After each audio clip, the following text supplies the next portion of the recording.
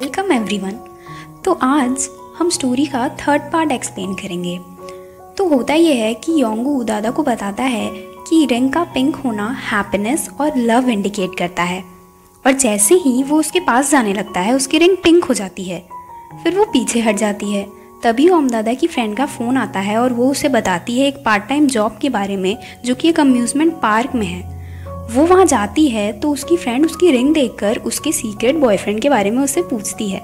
तभी वहाँ योंगू आ जाता है और उससे कहता है गर्लफ्रेंड। तो ओम दादा की फ्रेंड को लगता है कि वो उसे देख के कह रहा है, तो वो भी कहती है बॉयफ्रेंड। फिर योंगू दादा को बताता है कि उसे भी वहीं पर पार्ट टाइम जॉब मिल गई है। दादा उसे मना करती है, पर वो कहता है कि वो ओम दादा को अकेले इतनी मेहनत करते हुए नहीं देख सकता। फिर वो उसके साथ फिर से चीज़ें होने की कोशिश करता है।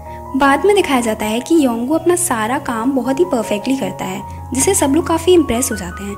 लड़कियों में उसकी पॉपुलैरिटी देख के ओम दादा को भी थोड़ी जेलसी होती है।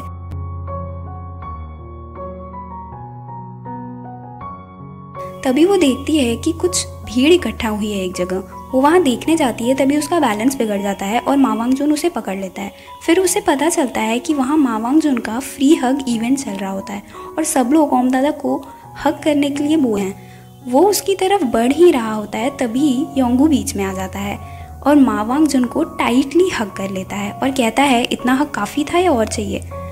तो मा वांगजुन का चेहरा देखने लायक होता है। काम खत्म करके जब ओम दादा वापस आती रहती है तो उसे वो टाइम याद आता है जब वो मा वांगजुन के साथ उसी जगह पर आई थी। तभी मा वांगजुन भी वहाँ आ जाता है और कहता है कि उसे भी वो सब कुछ याद है, और ओम दादा वहाँ से जाने लगती है। तो मा वांगजुन उसके हाथ की रिंग नोटिस करता है, पर तभी योंगू आ जाता है और वो ओम दादा के साथ चलने के लिए कहता है। ओम दादा कहती है कि वो योंगू का ही वेट कर रही थी।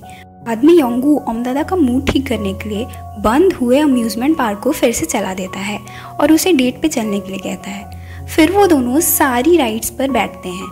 ओम दादा एज यूजुअल फिर से गिरने लगती है और योंगू उसे संभाल लेता है। मा वांगजुन ये सब देखता है और फिर चला जाता है। इधर जहाँ ओम दादा को सारी राइड्स में मज़ा आ रहा होता है, योंगू का सिस्टम थोड़ा हिल जाता है इन सब से।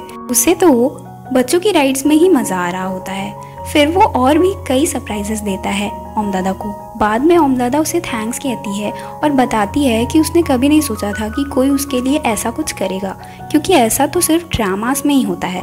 तो योंगू कहता है कैसा होता है ड्रामास में ऐसा?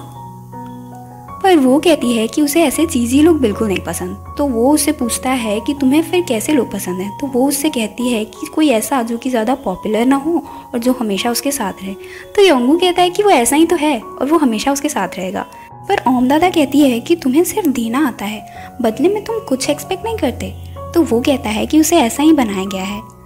उधर डायना चीफ को लास्ट वार्निंग देती है रोबोट लाने के लिए। तभी उसकी मेड गलती से उसके हाथ पे चाय गिरा देती है। तभी वो सबको अपना रोबोटिक हाथ दिखाती है और फिर उस मेड का हाथ चाय में डालने लगती है, पर लास्ट मिनट पर हाथ हटा लेती है।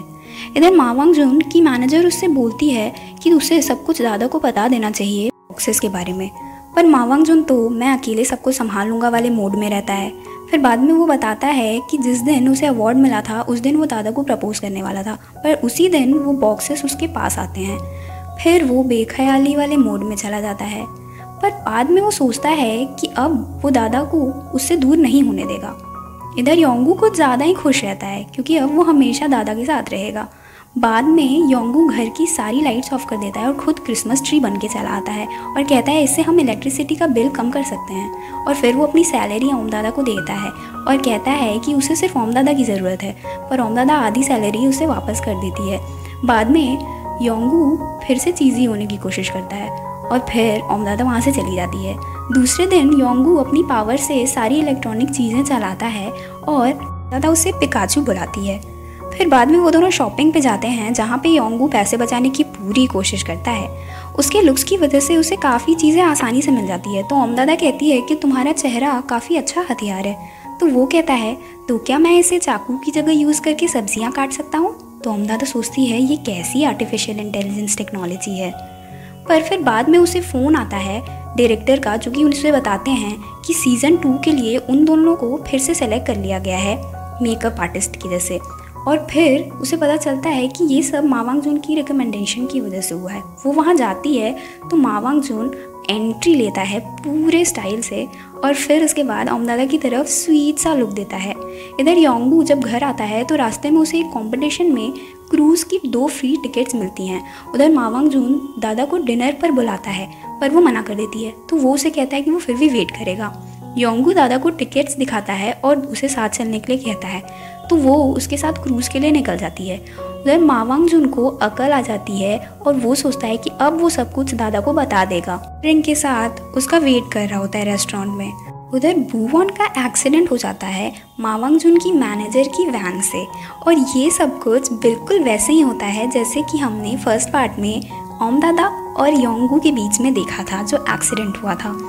और फिर मा वांगजून की सेक्रेटरी उसे उठाकर हॉस्पिटल ले जाती है, लेकिन वो वहाँ से निकल जाता है ताकि वो किसी के नज़र में ना आए। मा वांगजून को इस एक्सीडेंट के बारे में पता चलता है, वो हॉस्पिटल चला जाता है। इधर ओम दादा योंगू से कहती है कि वो कुछ देर में आ जाएगी और रेस्टोरेंट पहुंच जाती है, पर वहाँ कोई नहीं होता। जब रेस्टोरेंट बंद होने लगता है तो ओम दादा वहाँ से जाने लगती है, तभी मा वांगजून का फ़ोन आता है, पर वो उससे कहती है कि वो वहाँ आई ही नहीं और घर चली जाती है, पर घर पर कोई नहीं होता। फिर वो दौड़ते हुए क्रूज़ पर जाती है और वहाँ पे योंगू वेट कर रहा होता है। क्रूज़ वाले उसे बाहर निकालने की कोशिश करते हैं पर फिर भी वो नहीं जाता है। तभी योंगू दादा वहाँ जाती है और उसे इतनी देर तक वेट करने के लिए डांटती है, तो योंगू खुद ही उसे सॉरी कहता है और नाराज़ ना होने के लिए कहता है। तो ओम दादा कहती है कि नाराज़ तो उसे होना चाहिए, और फिर कहती है कि तुम इतने अच्छे क्यों हो। इस पर वो बोलता है क्योंकि उसे ऐसे ही प्रोग्राम किया गया है। और फिर वो उसे बोलता है कि भले वो लेट हो गई पर वो उसके लिए आई, तो ये ज़्यादा इम्पोर्टेंट है। बाद में वो उसका मूड ठीक करने के लिए कैंडल लाइट डिनर अरेंज करता है और वो दोनों कुछ अच्छा टाइम स्पेंड करते हैं। ओम दादा योंगू से पूछती है कि वो इतनी मीन है फिर भी वो उसके साथ इतना काइंड क्यों है, तो वो कहता है क्योंकि वो सबसे ज़्यादा इम्पोर्टेंट है। तो ओम दादा की हार्ट बीट ये सब सुन के काफ़ी तेज़ हो जाती है। तभी वो देखती है कि उसकी रिंग पिंक हो गई है, तो वो योंगू से कहती है कि ये रिंग ख़राब हो गई है क्योंकि वो उसे सिर्फ थोड़ा बहुत लाइक कर दी है और कुछ भी नहीं। और वो उससे भी खुद को लाइक करने से मना करती है क्योंकि वो इन सब में दोबारा नहीं पढ़ना चाहती और फिर से हर्ट नहीं होना चाहती, और फिर वो वहाँ से चली जाती है। ये सब सुन के योंगू को बुरा फील होता है और वो ओम दादा और वांगजून की पुरानी फ़ोटो देख के थोड़ा सैड हो जाता है।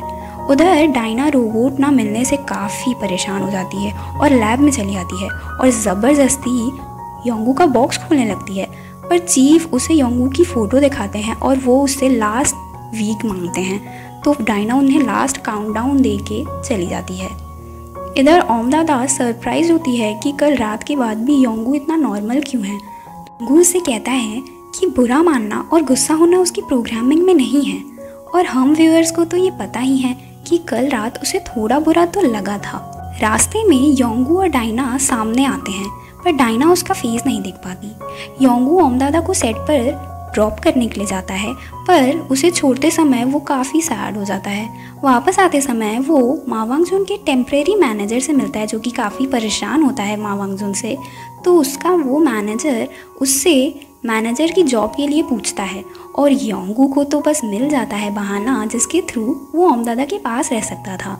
उधर मा वांगजून को भी लगता है कि इसी बहाने वो योंगू को परेशान कर सकता है और ओम दादा से दूर रख सकता है।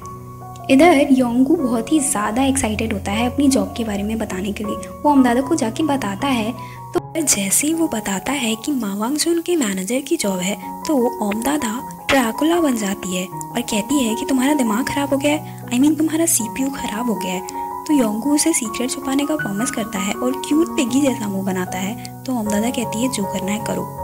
फिर बाद में करण अर्जुन बूवॉन और योंगू का मिलन होता है। वो योंगू को बताता है कि वो कई बार मरते मरते बचा है सिर्फ योंगू के लिए। वो उसे कहता है कि उसे थोड़े दिन और ओम दादा के यहाँ रहना पड़ेगा। फिर वो उससे कुछ खाने के लिए मांगता है और बाद में अपना हुलिया ठीक करके वो दोनों अपना अपना हालचाल दुख दर्द एक दूसरे को बताते हैं और फिर वो वहाँ से चला जाता है। दूसरे दिन योंगू तैयार होकर मा वांगजून के घर अपनी जॉब के लिए जाता है। मा वांगजून तो पूरी तैयारी में बैठा होता है उसकी क्लास लगाने के लिए, पर वो जैसे ही आता है तो मा वांगजून का डॉगी उसकी तरफ बहुत ही प्यार से बढ़ता है। तो ये देख के मा वांगजून बहुत गुस्सा हो जाता है और फिर वो अपनी क्लास लगाना शुरू करता है। वो पहले उससे उसका नाम पूछता है तो योंगू कहता है जैसे पता ही नहीं। फिर उसके बाद वो उससे पूछता है उसकी एज, तो योंगू कहता है 11 दिन पहले मैंने अपनी आँख खोली। तो ये सुनकर मा वांगजुन की आंखें बाहर आ जाती हैं। में मा वांगजुन उसे कई सारे मुश्किल टास्क देता है, पर योंगू सारे काम को बिल्कुल परफेक्टली करता है, जिससे मा वांगजुन भी काफ़ी इम्प्रेस हो जाता है। उधर चीफ साइंटिस्ट को कुछ क्लू मिल जाता है, जिससे वो ओमदादा के घर पहुंच जाते हैं और वहाँ उसे पूछते हैं कि उसने किसी सस्पिशियस आदमी को देखा है जो कि बहुत ज़्यादा हैंडसम हो, जिसे देखते ही लव एट फर्स्ट साइट हो जाए। तो वो कहती है क्यों? तो वो बताते हैं वो बहाना बनाते हैं कि वो एक सीरियल किलर है कुत्तों का। तो ओमदादा उन्हें पागल समझ के वहाँ से निकाल देती है। उधर मा वांगजुन योंगू से कहता है कि उसकी 7 साल की मेमोरीज़ के सामने योंगू की कुछ हफ्तों की मेमोरीज़ कुछ भी नहीं हैं और ओमदादा उसे ही लास्ट में चूज़ करेगी। मतलब कॉन्फिडेंट लेवल देखो बंदे का, इतना सब हो गया लेकिन एटीट्यूड नहीं बदलना। फिर योंगू भी अपना E++ का स्टिकर शो ऑफ करता है। फिर मा वांगजुन सोचता है कि ऐसे जोकर को कैसे डेट कर सकती है ओमदादा। फिर वो उसे जिम लेके जाता है और वहाँ भी उसे कम्पीट करता है, पर वो योंगू के सामने कहाँ टिकता। फिर भी वो कोशिश करता ज़रूर है। उधर ओमदादा को योंगू की फिक्र हो रही होती है, तो वो उसे देखने आ जाती है। फिर वो मा वांगजुन को योंगू को बुली करने के लिए काफ़ी सुनाती है और योंगू के साथ जाने लगती है। तभी मा वांगजुन देखता है कि ओमदादा के ऊपर टेरेस से कोई फ्लावर पॉट फेंक रहा होता है, तो वो उसे जाकर बचाता है और योंगू उस आदमी को पकड़ने के लिए निकल पड़ता है। योंगू उस आदमी का पीछा करता है और अपनी रोबोटिक स्किल से उस आदमी को पकड़ लेता है। फिर मा वांगजुन उससे ब्लैक बॉक्सेस के बारे में पूछता है, पर उसे कुछ पता नहीं चलता। बाद में मा वांगजुन ओमदादा के लिए मेडिसिन भिजवाता है योंगू के थ्रू और फिर से वो दोनों एक दूसरे के बारे में सोचते हैं। इधर मा वांगजुन को थ्रेट कॉल्स आने शुरू हो जाते हैं ऐसे दूर रहने के लिए। इधर ओमदादा और योंगू जब घर आते हैं तो ओमदादा योंगू की हेल्प करती है उसका रिज्यूमे लिखने में। बाद में योंगू को ओमदादा और मा वांगजुन की कुछ और पिक्चर्स मिलती है सी के पास वाली। उधर दादा को मा वांगजुन की मैनेजर बताती है कि वो उस दिन रेस्टोरेंट गया था, पर उसके एक्सीडेंट की वजह से वो वहाँ से चला आता है। फिर ओमदादा को याद आता है कि उस दिन मा वांगजुन फ़ोन पे कुछ कहने की कोशिश कर रहा था। रात में मा वांगजुन और ओमदादा अपने अपने पास्ट के बारे में सोच रहे होते हैं और योंगू ओमदादा और मा वांगजुन के बारे में सोच रहा होता है। और फिर वो हैप्पी प्रिंस की स्टोरी पढ़ता है जिसमें प्रिंस सबको खुश रखता है पर बदले में उसे कुछ नहीं मिलता। फिर वो बाहर जाता है तो देखता है कि ओमदादा टेबल पे ही सो गई होती है। वो उसे वहाँ से उठाकर बेड पे ले जाता है। तभी नींद में वो मा वांगजुन का नाम लेती है और तभी योंगू का रोबोटिक हार्ट अजीब तरीके से रिस्पॉन्ड करता है और इससे ऐसा लगता है जैसे उसे काफ़ी पेन हो रहा है। अगले दिन जब ओमदादा उठती है तो देखती है कि योंगू उसे कार में सी के पास ले आया है। वो वहाँ उसे पूछती है कि वो उसे वहाँ क्यों लाया है। तो फिर वो उसे सीरियसली पूछता है कि क्या तुम मुझे एक चांस नहीं दे सकती। फिर वो उससे कहता है कि मैं भी चाहता हूँ कि तुम मुझे वैसे ही लाइक करो जैसे मैं तुम्हें करता हूँ और मुझे भी तुम्हारा लव चाहिए। सुन के ओमदादा शॉक हो जाती है क्योंकि ऐसा कुछ तो योंगू की प्रोग्रामिंग में है ही नहीं। और फिर ये पार्ट यहीं ख़त्म हो जाता है। आगे के पार्ट में भी काफ़ी इंटरेस्टिंग चीज़ें होने वाली हैं क्योंकि अब 사랑해. 사랑한다고 여자친구. जब रोबोट को लव चाहिए होगा तो वो अपने लव को पाने के लिए क्या क्या कर सकता है ये आपको पता चलेगा और भी बहुत सारे सीक्रेट्स डिस्क्लोज होंगे। और अब डायना क्या करेगी ये सब पता चलेगा आपको नेक्स्ट पार्ट में। तो अगर आपको ये स्टोरी पसंद आ रही हो और आपको आगे के पार्ट्स भी चाहिए तो प्लीज़ लाइक कीजिए और सब्सक्राइब कीजिए। और नेक्स्ट पार्ट आने तक कीप स्माइलिंग।